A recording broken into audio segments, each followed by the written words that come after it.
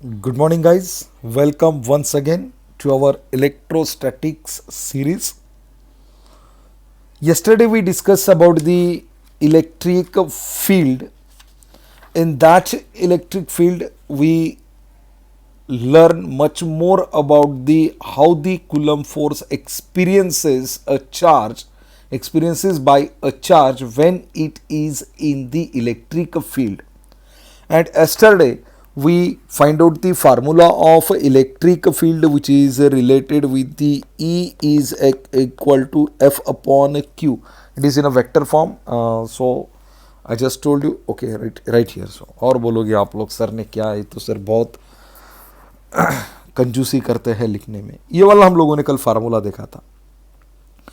जो electric field है, उस इलेक्ट्रिक फील्ड को मैथमेटिकली कैसा एक्सप्रेस किया था हम लोगों ने, फोर्स पर यूनिट चार्ज।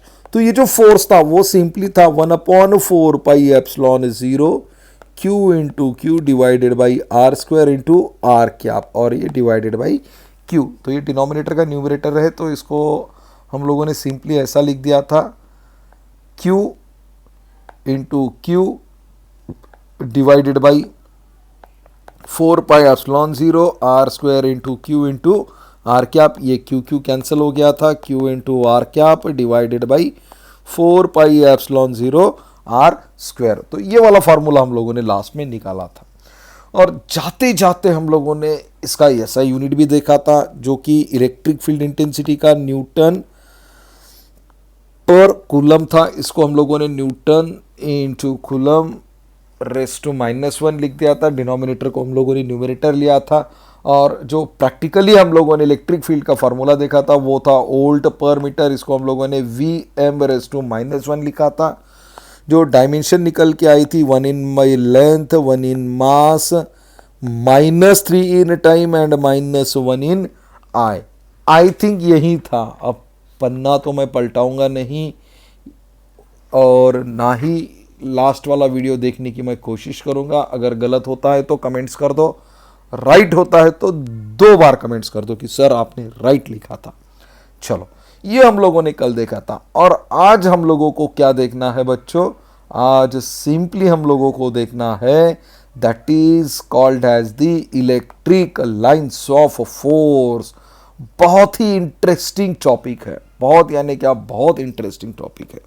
अब इलेक्ट्रिकल लाइंस ऑफ फोर्स क्या है, सबसे पहले देखते हैं भाई ये किसने हमें बताया कि इलेक्ट्रिकल लाइंस ऑफ फोर्स होता है। ये हम लोगों को बताया है फैराडेज ने। किसने बताया है? फैराडे ने, जो कि उनका शुभ नाम है माइकल फैराडे। माइकल फैराडे साहब ने सबसे पहले इस कंसेप्ट को विजुअलाइज किया, जो कि इलेक्ट्रिक और मैग्नेटिक फील्ड के लाइंस ऑफ फोर्स को एक्सप्लेन करती है। देखो फिर से एक बार इसको देखो। देखो, सर के ऊपर से नहीं जाना चाहिए फिजिक्स, हर बार सर के अंदर ही घुसना चाहिए। इस वाले सर के नहीं, तो बोलोगे काप से सर के अंदर घुसना चाहिए। नहीं, आपके डोक्या के अंदर घुसना चाहिए। जो डोका होता है ना, डोका धड़ के ऊपर वाला जो हेड होता है, उस हेड के अंदर घुसना चाहिए आपका फिजिक्स, डोक्या के अंदर। हाँ, देखा होगा ना, कौन सा मूवी है? Phulpakharu, I am right? या सो जो इलेक्ट्रिकल लाइंस ऑफ फोर्स है, इसे इलेक्ट्रिकल लाइंस ऑफ फोर्स को सबसे पहले इंट्रोड्यूस किया ये great scientist that is called as the Michael Faraday. इनका फैराडेज लॉ है। बहुत सारे इन्वेंशन किए हैं भैया इन लोगों ने, बहुत। आज के बच्चे आप जैसे कुछ नहीं कर पाते जिंदगी में। ये क्या कह रहे हो? इन्होंने कुछ रखा ही नहीं है ना हमारे लिए, तो क्या करोगे? गलत बात है, बहुत कुछ बाकी है। करो, कुछ ना कुछ तो खोज करो। अब ये जो फैराडेज है, ये फैराडे ने क्या किया था भैया, ये माइकल साहब ने क्या किया, सबसे पहले लाइंस ऑफ फोर्स को विजुअलाइज किया, जो कि इलेक्ट्रिक और मैग्नेटिक फील्ड के कॉम्बिनेशन से बनाया गया है। अब कैसा बनाया गया है उसको देखेंगे। अब सबसे पहले क्या होता है कि ये इलेक्ट्रिक लाइंस ऑफ फोर्सेस क्या है। सबसे पहले इलेक्ट्रिक लाइंस ऑफ फोर्स को समझना है तो कोई भी एक इमेजिनरी कर्व बना लो, ऐसा वाला एक इमेजिनरी कर्व बना लो।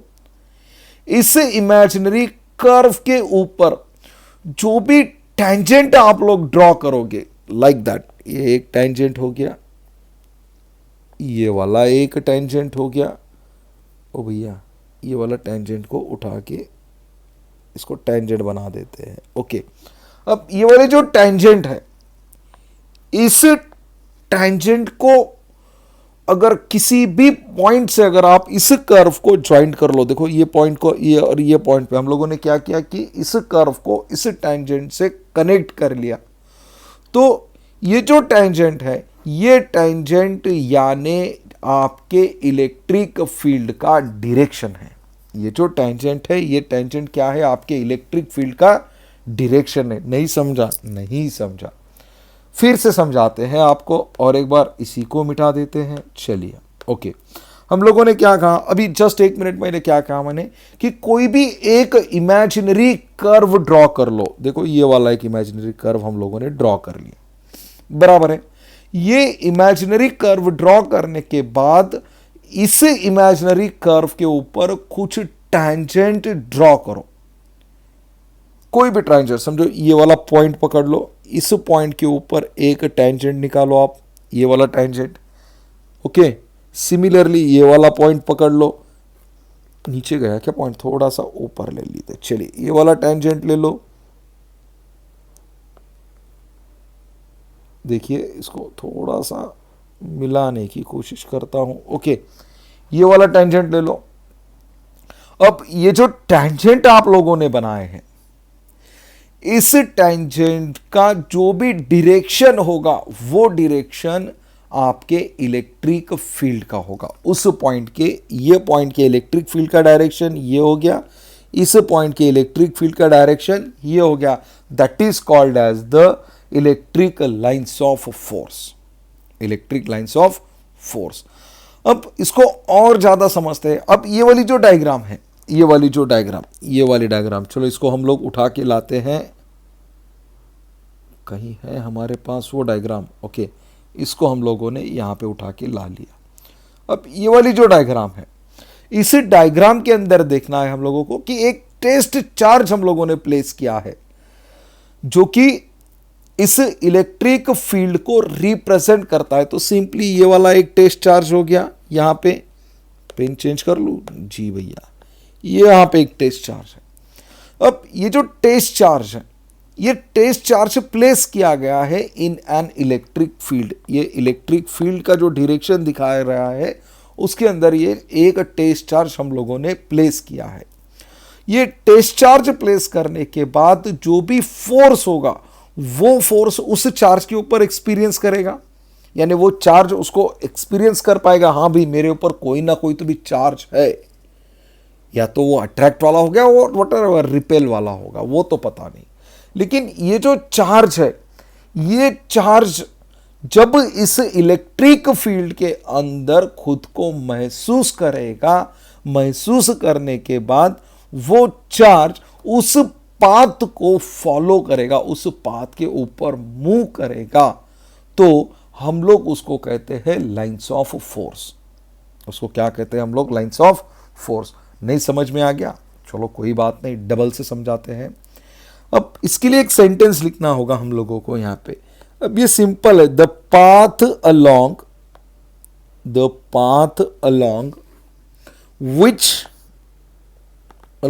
विच unit positive charge move, unit positive charge move, unit positive charge move. Okay, that is called as the lines of force. उस लाइंस को लाइंस ऑफ फोर्स कहते हैं। ये तो बहुत ही इजी है सर। अब इसको कंप्लीटली समझ लो। पाथ यानी क्या हो गया? वे हो गया, बराबर है। एक ऐसा पाथ जिसके ऊपर यूनिट पॉजिटिव चार्ज मूव करेगा, यूनिट पॉजिटिव चार्ज मूव करेगा मतलब क्या भाई? कि ऐसा रास्ता कि जिसके ऊपर आपका टेस्ट चार्ज मूव करेगा। यूनिट पॉजिटिव चार्ज हम कौन सा लेते हैं? हमेशा टेस्ट चार्ज लेते हैं। कौन सा चार्ज लेते हैं? Test charge. जो रास्ते के ऊपर आपका टेस्ट चार्ज मूव कर रहा है, that is called as the lines of force. अब ये लाइंस ऑफ फोर्स कैसे डिफाइन करोगे? लाइंस ऑफ फोर्स तो हम लोगों ने पहले ही डिफाइन कर दिया था कि जो कर्व है, ये वाला जो कर्व हम लोगों ने लिया था, इस कर्व के ऊपर जो टैंजेंट बने हुए हैं, उस टैंजेंट के ऊपर का कोई भी पॉइंट अगर उस कर्व्स के डायरेक्शन को एक्सपीरियंस करता है या उस direction of the electric field को बताता है, तो that is called as the electric lines of force. अब दूसरा एक पॉइंट आता है यहां पे, that is density of field lines. अब डेंसिटी ऑफ फील्ड लाइंस क्या होते हैं, इसको भी समझते हैं। ये वाली डायग्राम है, उसके लिए देखिए ये वाली डायग्राम है। अब डेंसिटी ऑफ फील्ड लाइंस क्या होती है? डेंसिटी ऑफ फील्ड लाइंस क्या होती है कि ये जो लाइंस है, ये लाइंस एक प्रकार का आपको इंडिकेशंस देती है कि आपकी इलेक्ट्रिक फील्ड की स्ट्रेंथ उस पॉइंट के अंदर, उस स्पेस के अंदर कितनी है। फिर से बताएं, फिर से सुनो। ये डेंसिटी ऑफ, इसको लिख लेते हैं पॉइंट को, डेंसिटी ऑफ फील्ड लाइंस। अब देखो, अब डेंसिटी ऑफ फील्ड लाइंस क्या कहती है कि ये एक प्रकार का आपको इंडिकेशंस देती है। इट इंडिकेट्स दैट, क्या इंडिकेट करती है कि आपके इलेक्ट्रिक फील्ड की स्ट्रेंथ जो कि उस पॉइंट को लेकर है। अब कोई भी पॉइंट ले लो, आप ये वाला पॉइंट ले लो, ये वाला पॉइंट ले लो, ये वाला पॉइंट ले लो, इस पॉइंट को लेकर आपकी इलेक्ट्रिक फील्ड की स्ट्रेंथ कितनी है, उसको इंडिकेट करने का काम कौन करता है? Density of field lines. ये बहुत इजी वाला पॉइंट है। अब इसको स्ट्रेंथ को कैसे करते हैं? मानो ये आप लोग क्रिकेट खेल रहे हो, गली क्रिकेट होता है ना हमारा, यहाँ पे आपका स्टंप है, यहाँ पे एक बच्चा है, यहाँ पे बच्चा, और यहाँ पे सारे फील्डर्स है, ये वाले। अब ये वाला फील्डर की स्ट्रेंथ अगर ज़्यादा होगी तो ये बॉल पीछे नहीं जाएगा। मतलब सिंपल, ये वाला जो फील्डर है, ये वाला फील्डर क्या करेगा? इतनी जो फील्ड है उसकी स्ट्रेंथ डिनोट करेगा, ये वाला इसकी स्ट्रेंथ डिनोट करेगा। मतलब जो लाइन है, एक सिंपल डेंसिटी फील्ड लाइंस क्या होती है कि जो इलेक्ट्रिक फील्ड है, उस इलेक्ट्रिक फील्ड के स्ट्रेंथ को एक्सपीरियंस करती है। अब यहां पे देख लो, अब ये जो लाइंस है, इस लाइंस के अंदर का जो डिस्टेंस है, एक दूसरे के भीतर का जो डिस्टेंस है, वो डिस्टेंस से ज्यादा है। दैट मीन्स वहां की इलेक्ट्रिक फील्ड कैसी है? कम है। लेकिन वहीं पे यहां पे देखो, कम स्पेस के अंदर लाइंस कितने हैं? नंबर ऑफ है, ज्यादा लाइंस है एज कंपेयर टू इसके डिस्टेंस। यहां पे डिस्टेंस ज्यादा है, यहां पे डिस्टेंस कैसा है? कम है। तो ये वाली जो फील्ड है वो कैसी होगी? आपकी हाईली इलेक्ट्रिक फील्ड होगी। कैसी होगी? हाईली इलेक्ट्रिक फील्ड होगी। अब इसके कैरेक्टरिस्टिक्स समझते हैं। क्या समझते हैं? इसके कैरेक्टरिस्टिक्स समझते हैं। अब कैरेक्टरिस्टिक्स तो इसके बहुत इजी है, बहुत यानी बहुत इजी है। सबसे पहली कैरेक्टरिस्टिक्स क्या है इसकी कि जो लाइंस ऑफ फोर्सेस होते हैं, जो भी लाइंस ऑफ फोर्सेस होते हैं, it is always originated from, sorry spelling गलत, ओरिजिनेटेड फ्रॉम पॉजिटिव। ये कहां से ओरिजिनेट होते हैं? पॉजिटिव चार्ज्ड ऑब्जेक्ट से ओरिजिनेट होते हैं और टर्मिनेट होते हैं निगेटिवली चार्ज्ड ऑब्जेक्ट से, निगेटिवली चार्ज्ड ऑब्जेक्ट से। अब ये तो एक्सप्लेन करने वाली बात नहीं है सर, पता है बच्चों, लेकिन एक्सप्लेन तो करना पड़ेगा मुझे, मेरा तो काम करने दो, ठीक है। अब जो भी लाइंस ऑफ फोर्स होता है, ये लाइंस ऑफ फोर्स हर वक्त कहां से स्टार्ट होता है? ओरिजिनेटेड मींस वहां से वो उत्पन्न होता है, वहां से स्टार्ट होता है। It is always originated from the positively charge. और कहां पे टर्मिनेट होता है? मानो कि खत्म होता है निगेटिव चार्ज के पास। कहां पे? निगेटिवली चार्ज ऑब्जेक्ट के पास।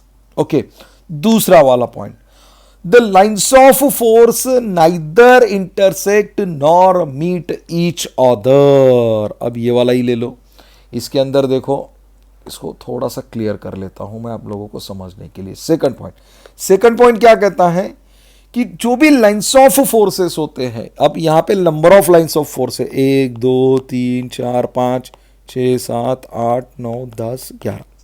ओके, अब ये जो number of lines of force है मतलब 11 लाइंस ऑफ फोर्सेस है, तो इसके अंदर हम लोगों को एक चीज दिखाई दे रही है कि ये जो 11 लाइंस ऑफ फोर्सेस हैं दे नाइदर इंटरसेक्ट नॉर मीट, ये एक दूसरे को काट के जा रहे हैं क्या, यानी एक दूसरे के भीतर से जा रहे हैं क्या, नहीं, एक दूसरे को कहीं मिल रहे हैं क्या आके, नहीं। देखो यहां पे भी वो अलग अलग है, लास्ट वन पे भी वो अलग अलग है, कहां पे इंटरसेक्ट हो रहे हैं क्या, वो नहीं, कहीं पे मिल रहे हैं क्या, नहीं। इसका मतलब कि जो भी इलेक्ट्रिक फील्ड होती है दो डायरेक्शन की, वो एक सिंगल पॉइंट से होती है। That means it will mean that electric field has two direction at a single point, okay। next one, तीसरा वाला क्या कहता है हम लोगों को कि जो लाइंस ऑफ फोर्सेस होते हैं वो जब टर्मिनेट होते हैं, it is always terminated on a conductor normally. कहां पे होंगे वो, कंडक्टर पे। टर्मिनेट कहां पे होंगे, कंडक्टर पे, और वो नॉर्मली क्या होंगे, टर्मिनेट होंगे, नॉर्मली टर्मिनेट होंगे, सिंपल, या कोई दम धड़ाक आवाज करके नहीं होंगे, सिंपल वो टर्मिनेट हो जाएंगे, मतलब वहां तक जाएंगे उस कंडक्टर तक, फिर वहां पे होने के बाद ना ही वो इंटरसेक्ट होंगे, ना ही मीट होंगे, ना ही कुछ करेंगे, सिर्फ और सिर्फ वो टर्मिनेट हो जाएंगे नॉर्मली, नॉर्मल कंडीशन से। उसके बाद अब ये जो लाइंस ऑफ फोर्सेस है, these lines of force do not pass through a conductor, ये कभी भी कंडक्टर से, यहां पे लिख लेते हैं ना, do not pass through a conductor। अब देखो बच्चों कितने होशियार होते हैं बुक्स वाले। पहले क्या बताया हम लोगों को कि ये कहां पे खत्म होते हैं, कंडक्टर के ऊपर। अब क्या बता रहे हैं कि वो कंडक्टर से पास ही नहीं होते। भैया कंडक्टर से पास ही नहीं होंगे तो खत्म तो वहीं पे करना होगा ना उसको। बड़े चालू है किताब वाले। हाँ ओके, समझ में आ गया। चौथा वाला पॉइंट क्या था कि ये जो कंडक्टर्स होते हैं, इस कंडक्टर्स के अंदर से लाइंस ऑफ फोर्स पास नहीं होंगे। दैट मीन्स जो कंडक्टर्स हैं, इस कंडक्टर के अंदर की जो इलेक्ट्रिक फील्ड होती है, कंडक्टर के अंदर इलेक्ट्रिक फील्ड कितनी होती है, जीरो होगी। कितनी होगी, जीरो होगी। क्यों, क्योंकि इलेक्ट्रिक फील्ड मतलब लाइंस ऑफ फोर्स कंडक्टर्स के अंदर से पास होते हैं क्या, नहीं होते, वहां पे खत्म हो जाते हैं। मतलब कंडक्टर के अंदर कोई इलेक्ट्रिक फील्ड है क्या, नहीं है, तो फिर वो कितनी वैल्यू होगी, जीरो। और सर अब कंडक्टर के थ्रू तो पास नहीं हो रही है, फिर लाइंस ऑफ फोर्स जो होते हैं, लाइंस ऑफ फोर्स जो होते हैं वो इंसुलेटर के अंदर से पास होते हैं। किसके अंदर से, इंसुलेटर के अंदर से पास होते हैं। कंडक्टर के अंदर से पास नहीं होते, इंसुलेटर के अंदर से पास हो जाते हैं। अब जो नेक्स्ट वन पॉइंट है, पांचवा वाला, ये आता है मैग्नीट्यूड को लेके। किसको, मैग्नीट्यूड, नॉट अ एटीट्यूड, सिर्फ मैग्नीट्यूड। अब मैग्नीट्यूड जो होती है इलेक्ट्रिक फील्ड इंटेंसिटी की, it is proportional to the number of lines of force per unit area. मतलब अगर इतना एरिया है, इस एरिया के अंदर से कितने लाइंस ऑफ फोर्स पास हो रहे हैं, इसके अकॉर्डिंग आपकी मैग्नीट्यूड बताया जाता है इलेक्ट्रिक फील्ड इंटेंसिटी का। और इसका जो सरफेस हेल्ड है, it is perpendicular to the field, इस परपेंडिकुलर होता है इस फील्ड को। नहीं समझ में आ गया, अरे बच्चों कैसे नहीं समझ में आता है। चलो और एक बार देखते हैं।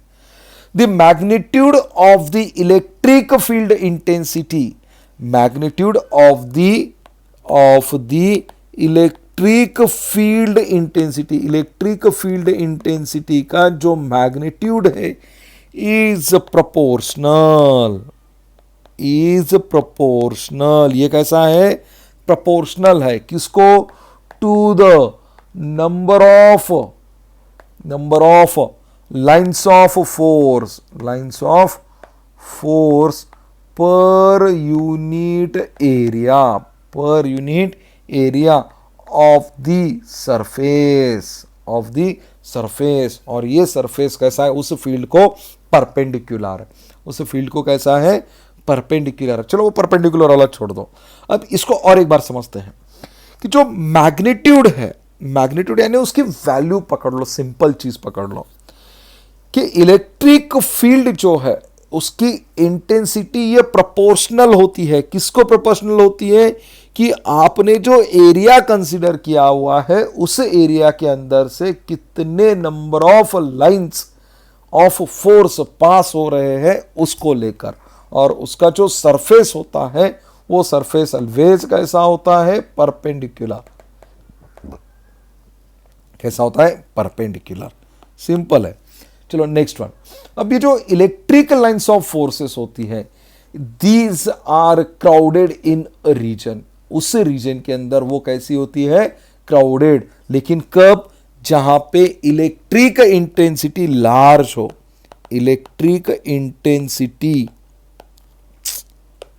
स्पेलिंग्स क्यों गलत हो रही है, इलेक्ट्रिक इंटेंसिटी अगर लार्ज है, इलेक्ट्रिक इंटेंसिटी अगर लार्ज है, तो ऐसे कंडीशंस में आपके इलेक्ट्रिक लाइंस ऑफ फोर्सेस कैसे होंगे, ज्यादा होंगे। मतलब वहां पे कैसे होंगी, क्राउडेड होंगे। वहां पे कैसे क्राउडेड यानी गर्दी होंगी, बहुत ज्यादा हो जाएंगे उस रीजन के अंदर। सिंपल, इलेक्ट्रिक इंटेंसिटी ज्यादा, इलेक्ट्रिक लाइंस ऑफ फोर्स ज्यादा। मतलब ये कैसे है भैया, डायरेक्टली प्रोपोर्शनल है। Next one, the electric lines of force are widely separated from each other in a region. एक रीजन के अंदर जो लाइंस ऑफ फोर्सेस होते हैं वो एक दूसरे से सेपरेटेड होते हैं, ये तो हम लोगों ने पहले ही देख लिया।